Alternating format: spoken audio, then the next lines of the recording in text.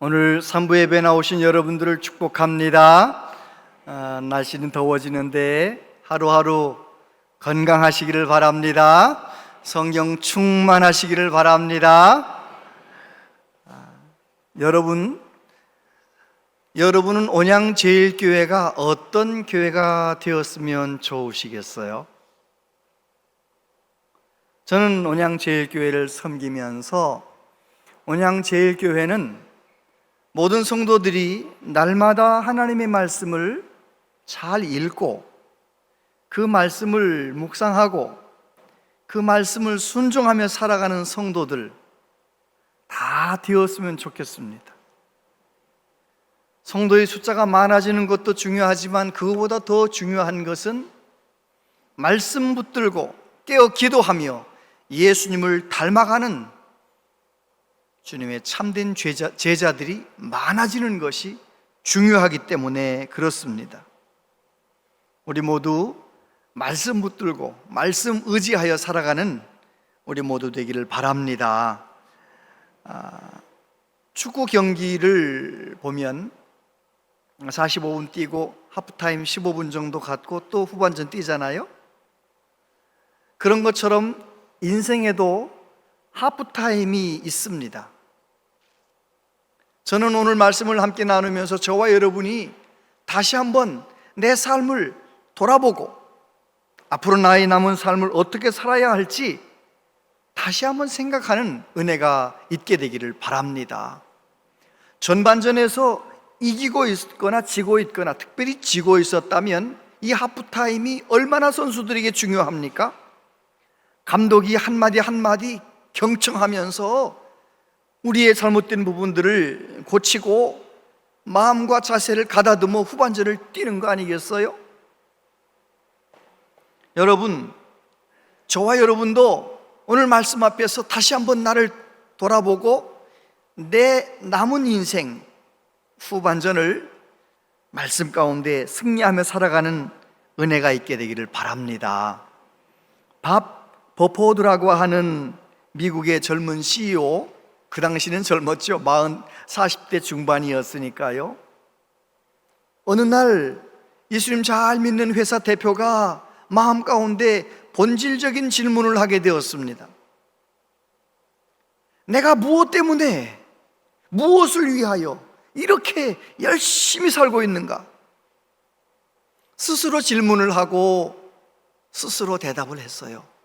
내가 부지런히 열심히 성실하게 살아왔는데 그동안 정말 중요한 것들을 놓친 것들이 참 많구나. 그런 생각을 하면서 하프타임이라는 책을 썼어요. 그 책의 내용은 많은 사람들이 젊었을 때 인생의 전반전에는 자기가 승리하려고 자기의 욕심을, 자기 성공을 위하여 최선을 다해 달린다는 것입니다.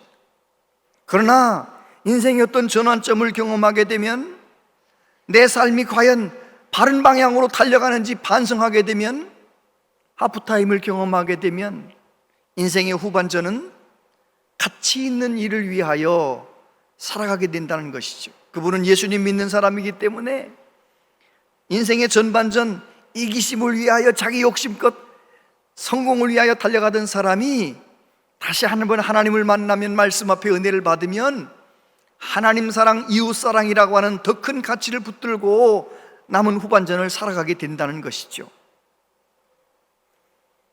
우리 교회의 모든 성도님들, 특별히 연세 드신 어르신들, 그동안 어떻게 살아오셨나요? 인생은 거의 끝나가는데 그동안 어떻게 살아오셨습니까?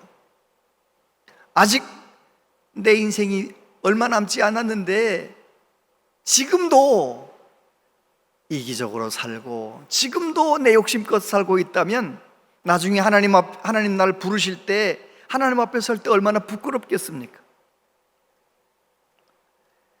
여러분, 오늘 이 본문 말씀은 여호수아가 가나안 정복 전쟁을 하면서 하나님 앞에 예반산에서 제단을 쌓았던 하프타임이라고 해석되는 그런 본문의 말씀이기도 합니다. 모세가 40년 동안 광야에서 이스라엘 백성들을 이끌면서 경험했습니다. 하나님의 말씀대로 살면 되는구나. 그래서 출애굽기 39장 40장에 보면 어떤 말씀이 반복되느냐 하면 여호와께서 모세에게 명령하신 대로 되니라. 모세가 하나님 말씀대로 했다는 것입니다.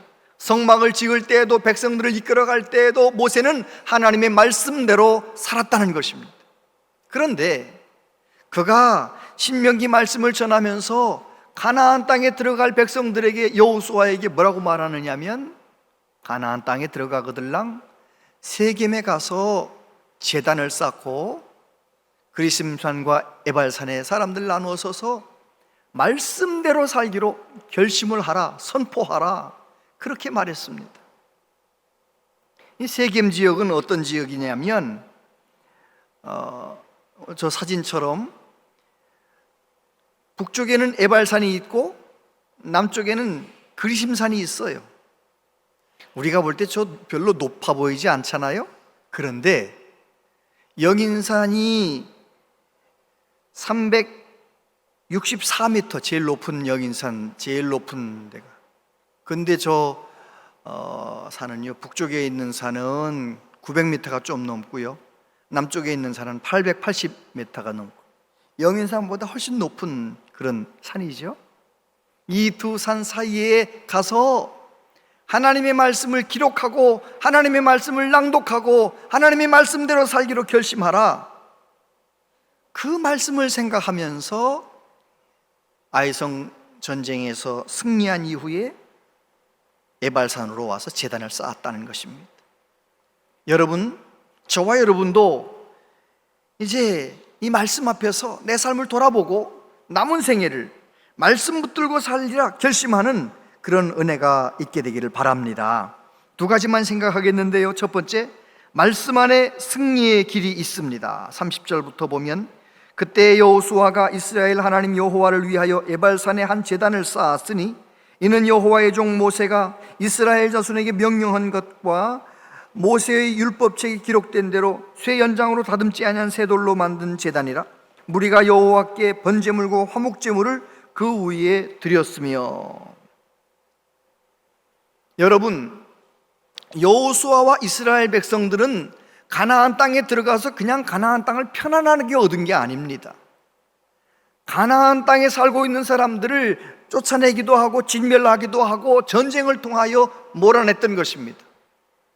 우리 교우들 중에는 성경을 읽어보니까 우리 하나님 무서운 하나님 뭐 이렇게 깜짝 놀라는 분들이 계시는데, 여러분, 나중에 그 부분을 다시 한번 설명하겠지만 하나님께서는 죄악의 땅을 심판하시는 것입니다. 가나안 땅의 동성연애와 우상숭배와 너무 악이 가득해서 가나안 땅의 거민들을 다 몰아내시는 것입니다. 여호수아 입장에서는 가나안 전복 전쟁을 10년 넘게 해야 되는 것입니다. 그런데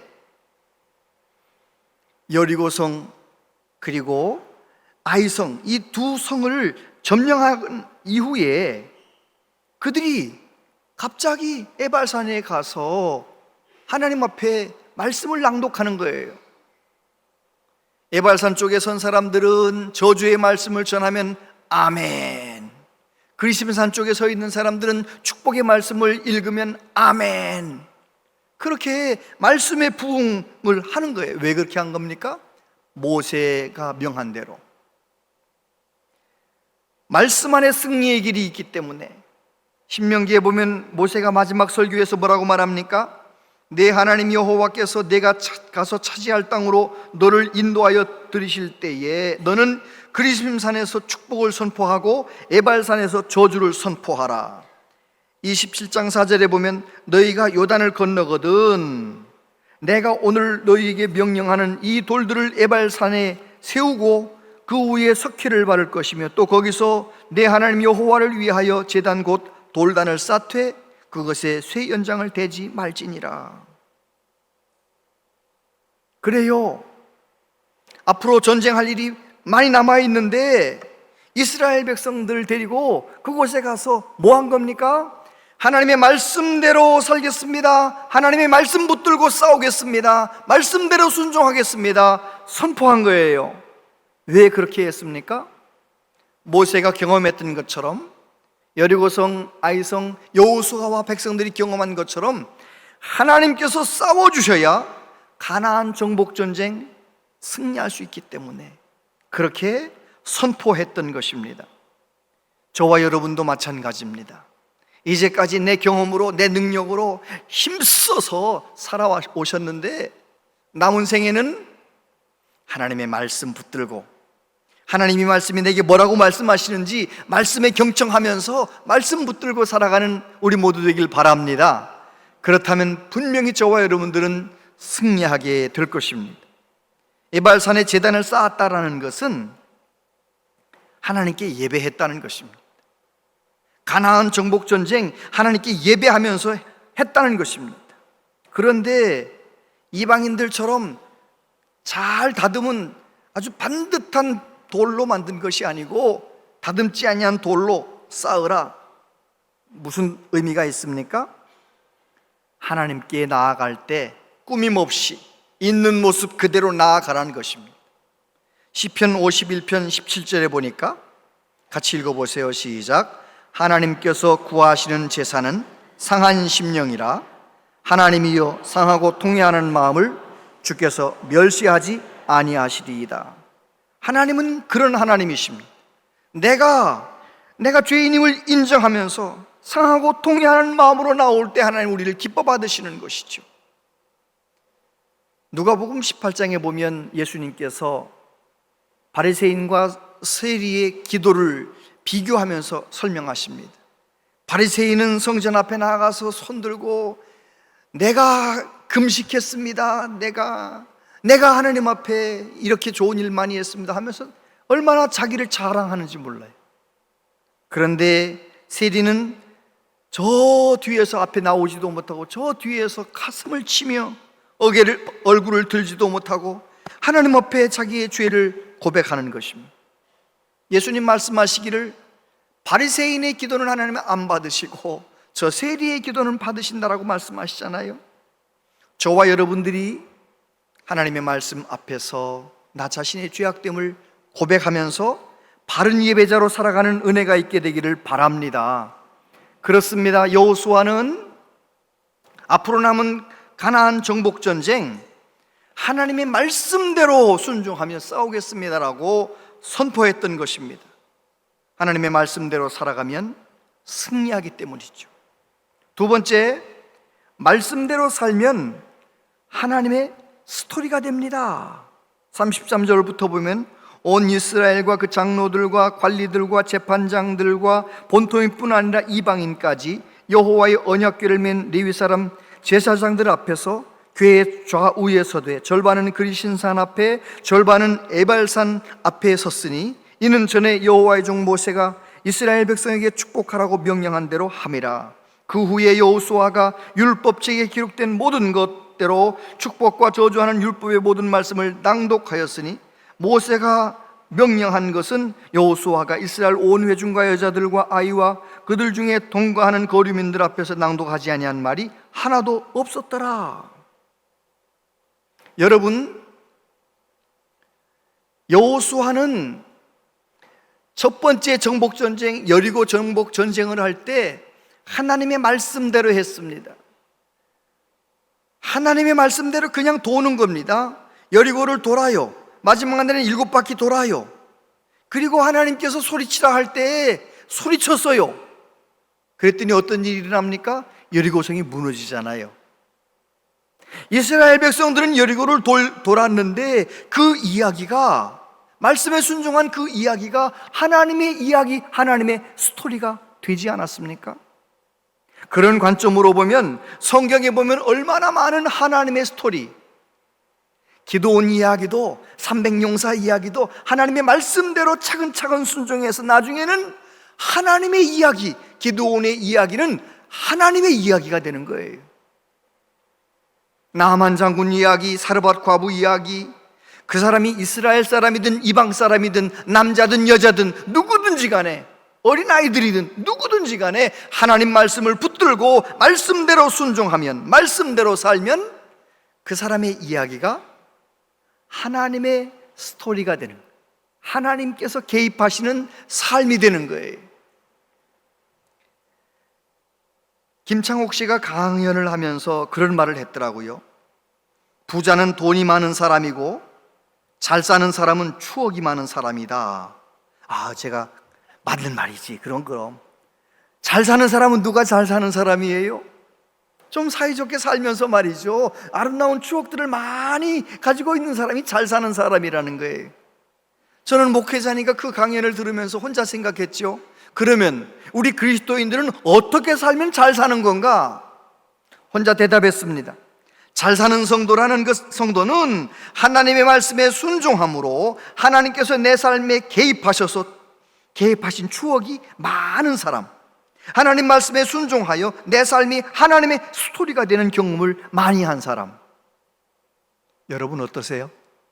잘 살아오셨나요? 여러분의 삶 가운데 하나님의 스토리가 가득합니까? 가득하시게 되기를 축복합니다. 우리 하나님은 그걸 원하시는 거예요. 인생은 금방 지나가잖아요. 예전에 그런 말 들었어요. 세월의 속도가 60대에게는 시속 60km로 느껴지고 70대에는 시속 70km로 느껴진다면서요. 그러면 내 나이가 지금 70이라면 90까지 건강하게 살아서 앞으로 20년 남았는데 그 20년이 어떻게 느껴지겠어요? 화살처럼 날아가 버리는 거예요. 금방 지나가는 거예요. 송구영신 예배 드렸는데 금방 성탄절 예배 드려야 되는 거예요. 금방 세월이 가는 거죠. 빠르게 흘러가는 이 세상 세월 속에서 우리는 어떻게 살아야 되겠습니까? 여호수아서 1장 8절, 이 율법책을 내 입에서 떠나지 말게 하며 주야로 그것을 묵상하여 그 가운데 기록한 대로 다 지켜 행하라. 그리하면 내 길이 평탄하게 될 것이라. 내가 형통하리라. 내가 내게 명한 것이 아니냐? 마음을 강하게 하고 담대히 하라. 두려워 말며 놀라지 말라. 내가 어디로 가든지 내 하나님 여호와가 너와 함께 하느니라 하시니라. 아멘. 예수님 말씀하십니다. 사람이 떡으로만 살 것이 아니요 하나님의 입으로부터 나오는 모든 말씀으로 살 것이라 하였느니라. 아멘. 시편 1편 1절 2절 같이 읽어보세요. 시작. 복 있는 사람은 악인들의 꾀를 따르지 아니하며 죄인들의 길에 서지 아니하며 오만한 자들의 자리에 앉지 아니하고 오직 여호와의 율법을 즐거워하여 그 율법을 주야로 묵상하는도다. 할렐루야. 그렇습니다. 내 삶의 기준이 내가 되지 아니하고 내 삶의 주인이 내가 되지 아니하고 그 모든 것은 다 내려놓고 회개하고 나는 십자가에 죽고 하나님의 말씀이 내 삶의 기준이 되는 삶, 말씀을 생명처럼 붙들고 사는 삶, 그 삶이 바로 하나님께서 쓰시는 복된 삶이 될 줄로 믿습니다. 예수님 말씀하셨습니다. 산상수훈의 말씀을 다 하신 이후에 내 이 말을 듣고 행하지 않는 사람은 모래 위에 집을 세운 사람 같아서 무슨 일이 생기면 다 무너져 버린다. 그러나 하나님의 말씀을, 예수님 말씀 듣고 말씀대로 산 사람은 반석 위에 집을 지은 사람 같아서 어떤 어려움이 와도 흔들리지 않는다는 것입니다. 여러분, 저와 여러분이 말씀 붙들고 말씀을 적용하며 순종하며 살아서 반석 위에 집을 지은 것 같은 그런 복된 인생 될 수 있기를 바랍니다. 우리 교회는 어성경이 읽어지네라고 하는 귀한 성경 공부 프로그램이 있어요. 이번 1학기에 종강하면서 잠깐 세 분 나오셔서 받은 은혜를 잠깐씩 나눠주시겠습니다. 성경 공부를 마치며 복민수 집사, 하나님 성경이 읽어지네 성경 공부를 할 수 있도록 은혜 베풀어 주셔서 감사합니다. 저는 성경을 잘 알고 싶어 꾸준히 읽어왔습니다. 성경을 읽으며 잘 모르고 이해가 안 되는 부분이 있더라도 반복적으로 읽으면 되겠지 하는 희망을 가지고 있었습니다. 모세오경, 역사서, 시가서 등은 반복적으로 읽다 보니 어느 정도 이해가 되었으나 많은 사람들이 어려움을 겪고 있다는 예언서가 저에게도 발목을 잡았습니다. 읽긴 읽어도 이해도가 떨어져 정신 차려 이해하면서 차근차근 읽어야지 하며 읽다가도 내가 지금 무엇을 읽고 있는 거지 하는 생각이 불현듯 들기도 하였습니다. 그래도 참고 읽으면 이해되겠지 하며 완독해 왔지만 저희 머릿속은 온통 하얀 백지 같았습니다. 그러다 보니 제 자신이 짜증이 나기도 하고 머리가 이렇게 나쁜가 하는 자괴감도 들기도 하였습니다. 그러나 희망을 가지고 성경을 잘 알기 위하여 읽기에 정진해 가던 중 조영희 집사로부터 성경이 읽어지네 성경 공부를 같이 해보는 것이 어떠냐며 권유를 하였습니다. 당신은 성경을 꾸준히 읽고 있으니 이해가 빠를 것이라며 용기를 북돋아 주었습니다. 말씀을 잘 아는 것과 알긴 아는데 잘 모르는 것은 큰 차이가 있기에 도전하였습니다. 강사님의 이해도 넘치는 강의와 구약 읽기 내비게이션 책의 간단하고 시대별, 연대별로 흐름을 따르는 전개라 쉽고 이해도가 높아서 목차를 따라 성경을 읽다 보니 어느새 자괴감이 자신감으로 변하는 것을 느끼며 이 성경 공부에 참여하기를 잘하였구나 하는 생각이 들었습니다. 어느새 막바지에 다다른 성경 공부, 저는 이 성경 공부가 끝나도 다시 한번 구약 읽기 내비게이션 책을 벗삼아 성경 읽기를 계속할 것입니다. 그래서 정말 잘 알기를 원하며 예수님 말씀을 따라 살아가기를 소원합니다. 끝으로 하나님께 다시 한번 감사드리며 함께 성경 공부하신 집사님들 수고 많으셨습니다. 감사합니다.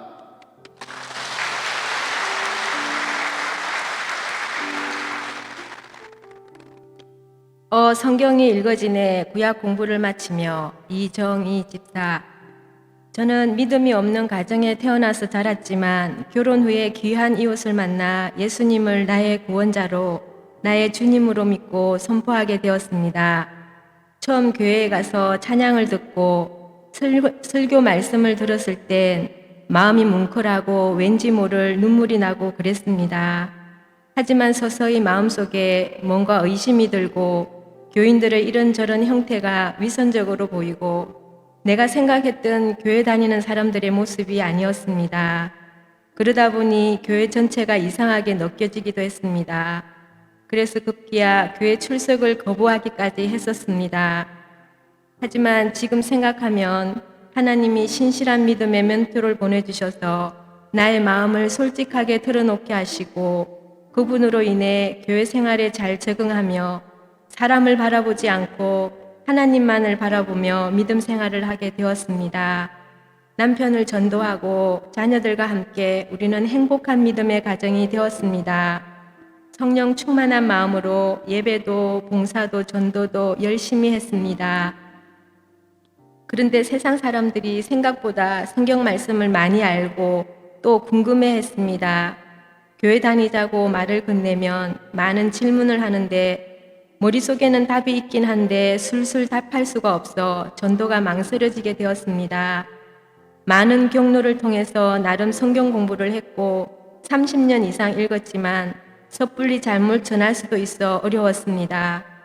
그래서 늘 성경 공부를 해야지 하는 마음은 있었지만 일상에 쫓기다 보니 쉽지가 않았습니다.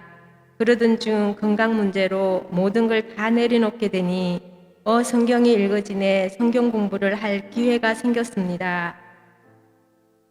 성경이 읽어지네 구약 성경방을 통하여 완벽하지는 않지만 성경 39권을 역사서, 시가서, 예언서로 분류할 수 있습니다. 시간 순서대로 성경을 나열할 수 있습니다. 하나님이 어떻게, 왜 세상을 창조하셨으며 하나님의 백성들이 어떻게 살다가 망했는지 그 와중에 어떻게 명맥을 이어갔는지 알 수 있게 되었고 어떻게 다시 예루살렘 성전이 재건되었는지 알게 되었습니다. 목사님의 설교 말씀이 더 잘 이해되고 지명이 지도에서 어디쯤인지 가늠이 되고 성경 속의 여러 사건들의 역사를 알 수 있으니 재미있습니다. 그런데 저는 성경이 읽어지네 성경방을 통하여 온전한 믿음의 사람이 아니었음을 깨달았습니다. 머리로만 믿고 겉으로는 신앙인인 척하며 살았음을 알게 되었습니다. 성경 말씀을 진정 내 마음의 참이라고 진실이라고 인정하고 살았다면 세상 공부는 그렇게 열심히 하면서 왜 성경 공부는 그렇게 하지 않았을까요? 성경이 읽어지네 구약 성경방은 나에게 신앙인으로 거듭나게 도와주었습니다. 하나님을 온전히 신뢰하게 되었고 더욱 두려움으로 공경하게 되었습니다. 하지만 아직도 하나님이 창조하신 이 세상을 진화론으로 교육하고 있으며 하나님이 악으로 지정한 것들을 인권이다, 성평등이다 하며 편협한 시각으로 교육하고 있습니다. 안타깝습니다. 그래서 우리는 다음 세대를 잘 양육해서 영향력 있는 지도자로 내보내어 세상을 변화시켜야 한다는 책임감을 느꼈습니다. 성경이 읽어지네 공부를 하면 할수록 하나님의 사랑과 은혜가 감사하여 감격하지만 심판의 날이 두렵기도 합니다. 그래서 저에게 하나님의 자녀가 되는 권세를 주셨으니 하나님의 자녀로 부끄럽지 않게 살아야겠다는 생각을 합니다. 부족하고 연약하고 무지하지만 나에게 주신 사명이 무엇인지 생각하며 자녀를 위하여 더 열심히 말씀을 가르치지 못한 것, 더 기도하지 못한 것을 회개하며 이제부터라도 성경 말씀을 열심히 공부해서 하나님 뜻 가운데 사는 사람이 되고 싶습니다. 생각해보면 아무도 믿지 않는 가정에서 예수님을 믿고 행복하게 살아가는 가정을 만들 수 있었던 것은 옛날 어린 시절 나에게 성경책을 건네며 하나님을 알게 해주고 싶었던 지인의 기도와 교회로 인도해준 귀한 이웃과 신앙인으로서 방황할 때 잘 인도해 주신 분들 덕분이 아닌가 생각합니다. 저도 누군가에게 이런 사람이 되고 싶습니다. 많은 어려움 속에서도 말씀에 의지하여 성경 공부를 해낸 교우들과 저에게 다른 세상, 다른 가치관을 가지게 해주신 하나님께 감사하며 이제 성경이 읽어지네 신약 성경방을 기다립니다.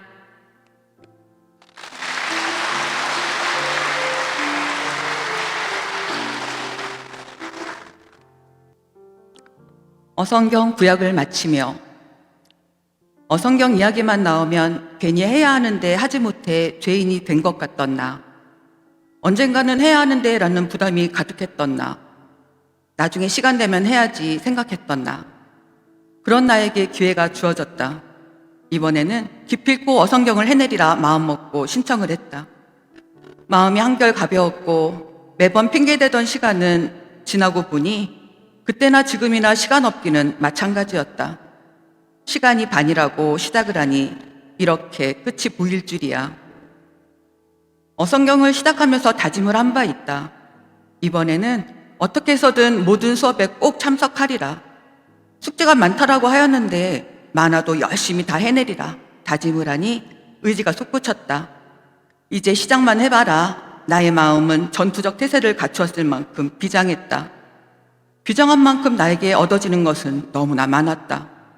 강의를 듣고 성경을 읽는데 어라? 재미있었다. 어라? 목사님의 설교 말씀이 흐름을 알아가니 재미있게 들려졌다. 그때야 느꼈다. 아, 진작에 어성경을 할걸.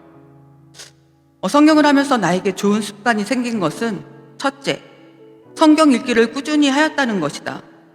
그것도 하루의 일과가 끝난 늦은 시간, 정해진 시간이 되면 엉덩이가 책상 의자에 앉아지는 것이다. 현재 다른 공부도 하고 있는 나에게 성경을 읽는 것은 엄청 부담되고 과연 둘 다 못하는 것은 아닌가 하는 불안이 컸는데 성경을 읽다 보니 집중력이 키워지면서 다른 공부에도 좋은 영향을 끼쳤으며 공부하기 전 성경을 먼저 읽고 싶어지고 공부는 잠시 나중에 밀어놓게 되는 웃지 못할 현상까지 벌어졌다.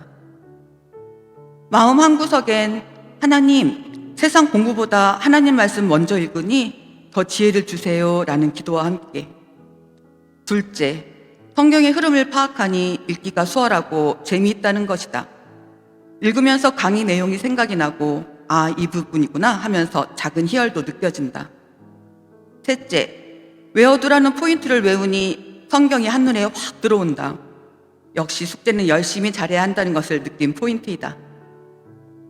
하지만 어느 때는 성경 읽기의 분량이 너무 많아 사건과 흐름을 파악하기보다는 눈으로 글자만 읽고 있을 때가 있음을 고백한다. 성경의 용어들이 나에게는 생소해서 그런 것일 수도 있다. 쉬운 성경으로 읽을까 하였지만 나의 고집이 이번에는 개역 개정판으로 읽고 또 읽을 때 쉬운 성경으로 읽어보자 하면서 고집을 부리고 있다. 그리고 또 하나, 강의와 성경 읽기를 통해 말씀의 적용이 나의 삶 속에 이루어지기를 바라는 소망이 생겼다. 하지만 현재는 어성경 따라가기가 바쁜 관계로 다음에 한 번 더 들으면 말씀을 나에게 적용할 수 있을 것 같은 자만심과 함께 다음 어성경을 기대해 본다. 정말 한 번 듣고는 잘 알지 못하므로 어성경을 통해 눈먼 자가 눈을 뜬 느낌으로 나의 가족과 지인들에게 어성경 듣기를 권해보고 있다.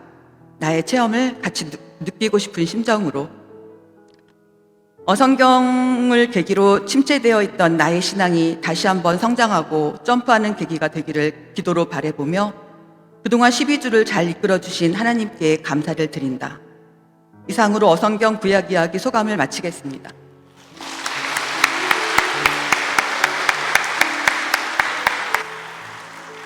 네, 귀한 은혜를 나눠주셔서 감사하고요.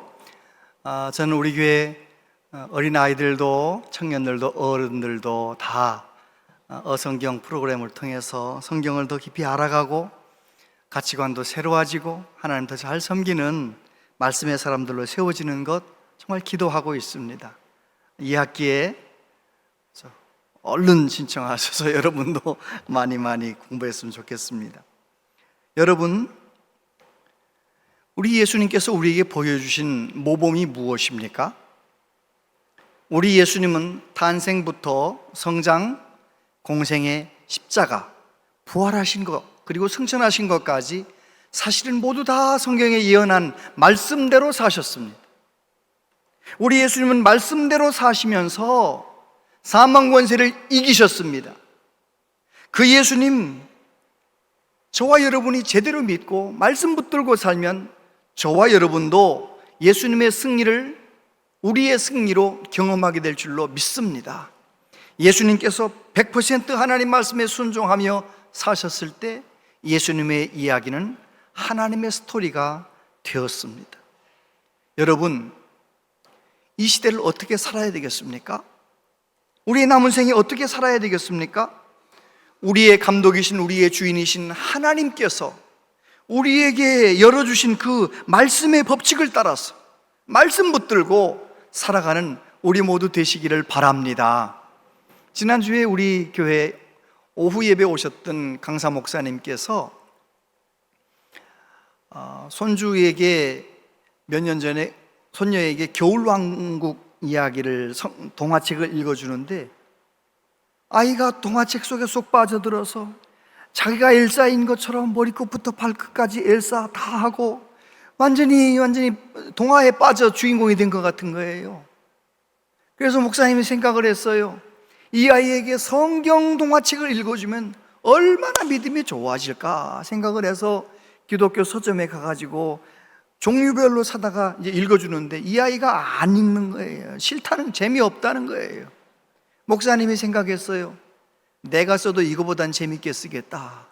기독교 교육을 전공하신 분이라서 그래가지고 목사님께서 돈도 없으시면서도 3억이라는 돈을 빚을 내가지고 뭐 최고의 그림을 그리고 목사님이 쓴 내용을 가지고 동화책을 한 지를 만드셨더라고요. 이야, 대단해요. 혹시 여러분 자녀들 가운데, 손주들 가운데 어린이집 유치원 다니는 그런 분들이 있으면 밖에 나가시면 거기 제가 로비에다가 브로셔를 갖다 놨어요. 정식으로 인쇄하기 전에 특별 가격으로 살 수 있다나요? 그래가지고 제가 그 목사님의 이야기를 들으면서 생각했어요. 이야, 지난주 오후에 들은 것처럼 목사님이 얼마나 돈 때문에 고생을 많이 하셨는데 왜 저렇게 또 큰 돈을 빌리셨을까? 이유는 한 가지. 내 하나밖에 없는 손녀에게 하나님의 말씀이 들어가면, 하나님의 말씀이 저의 삶의 기준이 되면 얼마나 좋을까? 그 마음으로 동화책을 쓰셨다는 거예요. 여러분, 저와 여러분도 하나님 말씀 붙잡고 남은 인생의 후반전을 말씀 가운데 살아가고 그런 우리를 통해서 또 우리 자녀들, 손주들도 말씀으로 잘 세워지는 은혜가 있게 되기를 바랍니다. 기도하겠습니다. 하나님 아버지, 우리가 말씀대로 살기만 하면 범사에 승리할 줄 믿습니다. 우리가 말씀에 순종하기만 하면 우리의 삶의 이야기가 하나님의 이야기가 될 줄로 믿습니다. 하나님이 우리 인생 가운데 개입하셔서 역사하실 줄로 믿습니다. 주여, 우리를 도우셔서 말씀의 사람 되게 하여 주시옵소서. 예수님 이름으로 기도하옵나이다. 아멘.